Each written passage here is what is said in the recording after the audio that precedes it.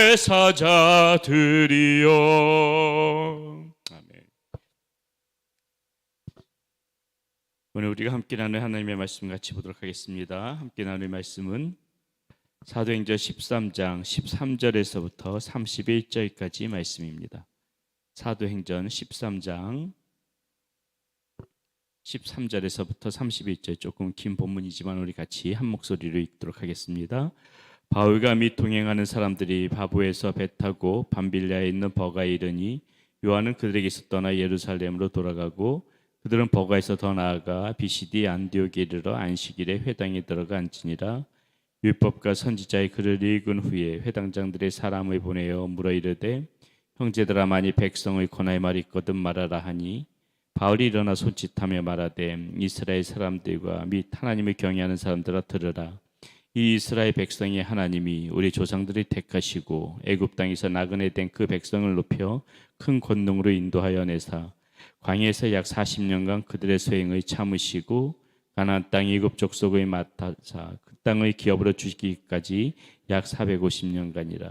그 후에 선지자 사무엘 때까지 사사를 주셨더니 그 후에 그들이 왕을 구하거니 하나님이 베냐민 지파 사람 기스의 아들 사울을 40년간 주셨다가 패하시고 다윗의 왕으로 세우시고 증언하여 이르시되 내가 이새의 아들 다윗을 만나니 내 마음에 맞는 사람이라 내 뜻을 다 이루리라 하시더니 하나님의 약속하신 대로 이 사람의 후손에서 이스라엘을 위하여 구주를 세우셨으니 곧 예수라. 그가 오시기에 앞서 요한이 먼저 회개의 침례를 이스라엘 모든 백성에게 전파하니라. 요한이 그 달려갈 길에 마치 때에 말하되 너희가 나를 누구로 생각하느냐?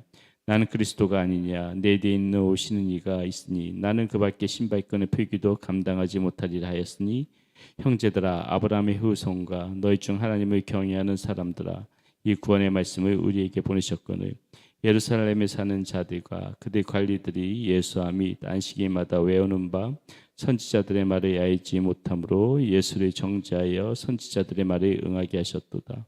죽일 자리 하나도 찾지 못하였으나 빌라도에게 죽여달라 하였으니 성경에 그를 가리켜 기록한 말씀을 다 응하게 한 것이라. 후에 나무에서 내려다가 무덤에 두었으나 하나님이 죽은 자 가운데서 그를 살리신지라. 갈릴리로부터 예루살렘에 함께 올라간 사람들에게 여러 날 보이셨으니 그들이 백성 앞에서 그의 증인이라. 아멘. 어저께 우리가 말씀 가운데서 이제 바울과 바나바가 1차 전도 여행을 떠나는 그 장면을 가지고 우리가 말씀을 나눴습니다. 처음에 이제 도착했던 지역이 구브로라는 지역이라고 그랬죠. 바나바의 고향이기도 합니다. 그곳에서 바보라는 지역에서 오늘 말씀에 보니까는 이제 버가에 밤빌리아에 있는 버가에 이르렀다가 그리고 이제 비시디 안디옥으로 옮겨지는 그런 장면을 다루고 있습니다.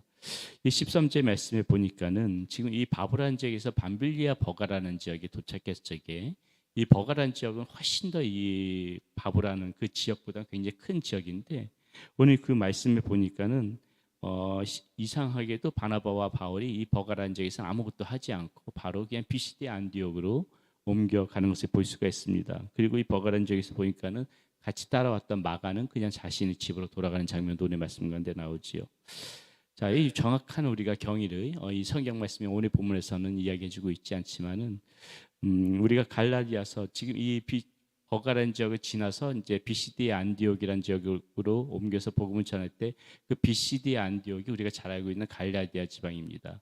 그 갈라디아 그 사람들에게 보낸 편지에서 왜 이 바울이 지금 이 버가라는 지역에서 머무지 않고 이렇게 비시디 안디옥으로 옮겨갔는지를 좀 알만한 대목이 나오는데 4장 13절에 보면은 갈라디아서 4장 13절에 보면은 내가 육체의 약함으로 너희에게 지금 복음을 전하고 있다 이런 말을 하는 것을 봐서 아마 이 버가라는 지역에서 바울이 굉장히 큰 어떤 그 병을 걸렸던 것으로 그 질병의 이 약함이 여기서 뜻하는 단어가 질병이거든요. 그 질병을 안고 비시디아 안디옥으로 옮겨왔다는 것을 볼 수가 있습니다. 이 버가라는 지역이 굉장히 그 지대가 낮고 늪지대고 또 그렇기 때문에 아마 이 지역 가운데에서 어떤 풍토병에 지금 걸렸을 것으로 보고요. 여기서부터 이제 그 비시디 안디옥으로 급하게 옮겨갔던 그 거리를 보게 되면 약 130마일 정도가 되고 약 1100m 정도 고지대입니다. 그리고 타우르스산 산맥을 넘어가야 되는 그런 험난한 길인데 급하게 지금 이 버가란 지역을 지나서 이 비시디아 안디옥으로 옮겨간 것을 볼 수가 있습니다. 하여튼 지금 중요한 것은 굉장히 이렇게 지금 고생을 하면서 이렇게 힘든 가운데서도 이 복음의 여정을 쉬지 않고 지금 바나바와 바울이 달려가고 있다는 것이죠. 자, 이렇게 지금 이 비시디아 안디옥에 도착했을 적에 처음에 찾아갔던 것이 회당입니다. 회당에 가니까는 안식일에 회당에 가니까는 그 회당장이 그 사람들을 보고 바로 지금 이 바울을 바라보면서 와가지고 우리에게 전하의 말씀을 전해봐라 이렇게 지금 요청하고 있는 것을 볼 수가 있습니다. 회당장의 역할이 그겁니다. 이 당시에 회당장은 무엇이냐면은 이 회중 중에서 말씀을 전할 사람을 선택할 수 있는 권한이 회당장에게는 있어요. 자, 근데 그 많은 사람들 중에서 지금 바울을 주목해서 우리에게 전할 말씀이 있으면 전해봐라. 지금 이렇게 하고 있는 것이 우리 본문에서 볼 수가 있는데 우리가 이것을 보면서 우리가 오늘 좀 생각해봐야 될 게 우리가 어떻게 좀 복음을 전할 때 잘 전할 수 있나? 우리가 복음을 잘 전할 수 있는 사람은 어떤 사람들인가? 이걸 한번 좀 생각해봤으면 좋겠습니다. 자, 여기서 제일 중요한 것은 무엇이냐면은 우리가 복음을 잘 전하려면은 이렇게 좀 주목받는 사람들이 좀 되어져야 된다는 것이에요.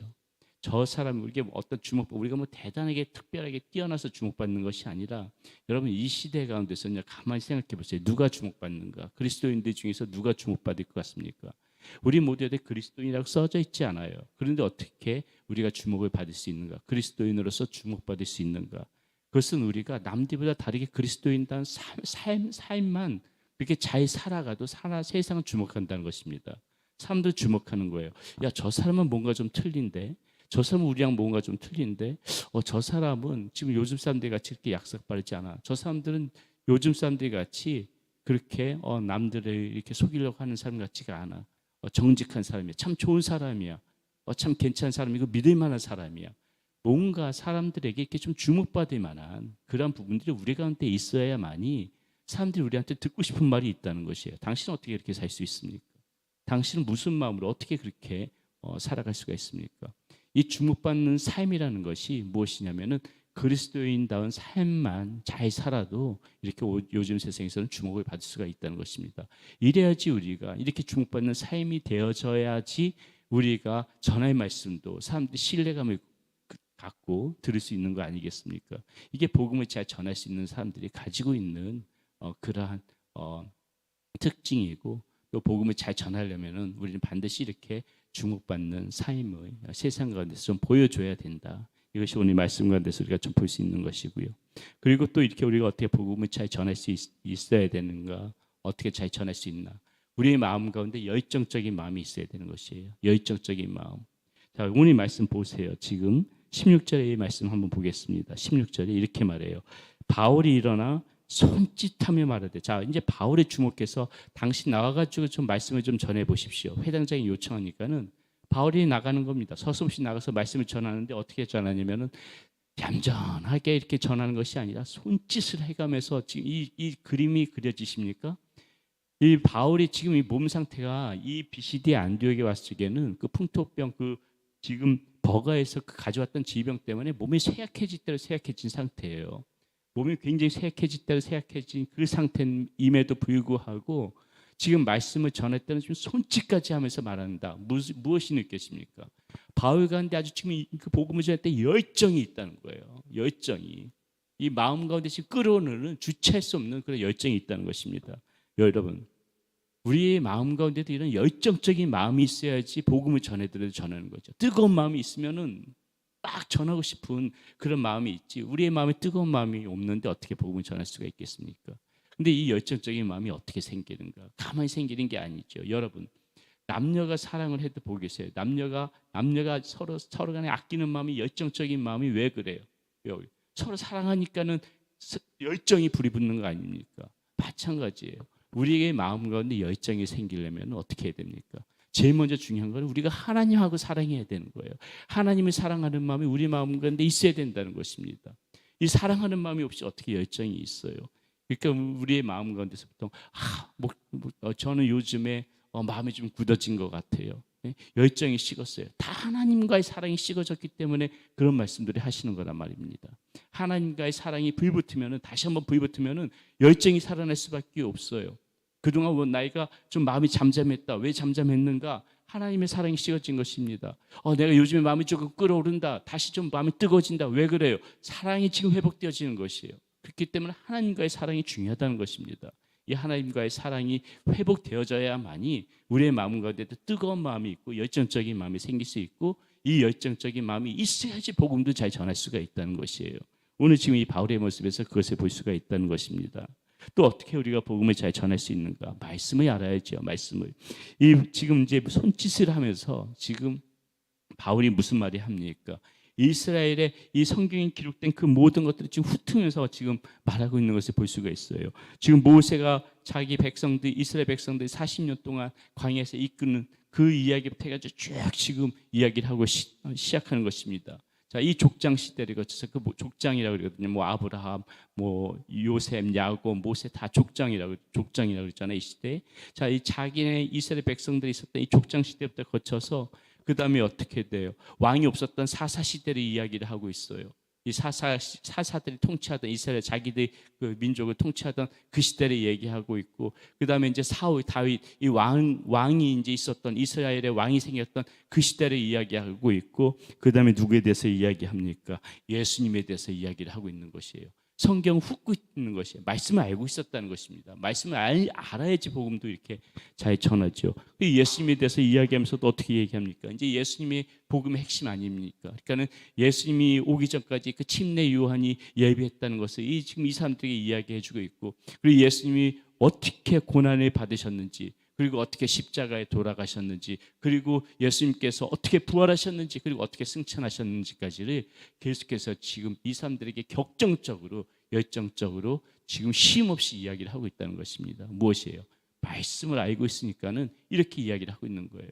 말씀을 알지 못하게 되면은 복음을 전하고 싶어도 못 전하는 것입니다. 그렇기 때문에 우리가 복음을 잘 전하기 위해서는 이렇게 우리의 마음 가운데 열정적인 마음도 있어야 되지만은 말씀들 같이 구비되어져 있어야지 우리가 복음을 잘 전할 수 있다는 것입니다. 우리가 어떻게 이 바울의 모습을 보면서 어떻게 복음을 잘 전할 수 있나를 가지고 나눴습니다. 주목받는 그러한 삶을 살아가십시오. 그리스도인다운 삶만 잘 살아도 우리는 주목받는 삶입니다. 하나님과의 사랑을 회복하십시오. 그리고 말씀을 계속해서 읽어가면서 말씀을 많이 알 때 우리는 다 이렇게 복음을 잘 전할 수 있는 그러한 우리들이 되어질 거라고 믿습니다. 오늘 하루도 그렇게 살아가는 여러분들이 되시기를 바라겠습니다. 기도합니다. 하나님 감사합니다. 오늘 바울의 모습을 보면서 우리가 어떻게 복음을 잘 전할 수 있는 사람으로 살아갈 수 있는가에 가지고 생각하며 나누었습니다. 주목받는 삶 살아갈 수 있는 우리의 모습 되지게 하여 주시옵소서. 하나님과의 사랑이 회복되어져서 다시 한번 마음이 뜨거워지고 열정적인 삶 살아가게 하여 주시고, 하나님 말씀을 가까이 두고 말씀을 충분히 알 수 있도록 하나님 말씀의 벗으로 삼고 살아가는 우리의 모습 되어지게 하여 주시옵소서. 우리 주 예수 그리스도 이름으로 감사하며 기도드렸습니다.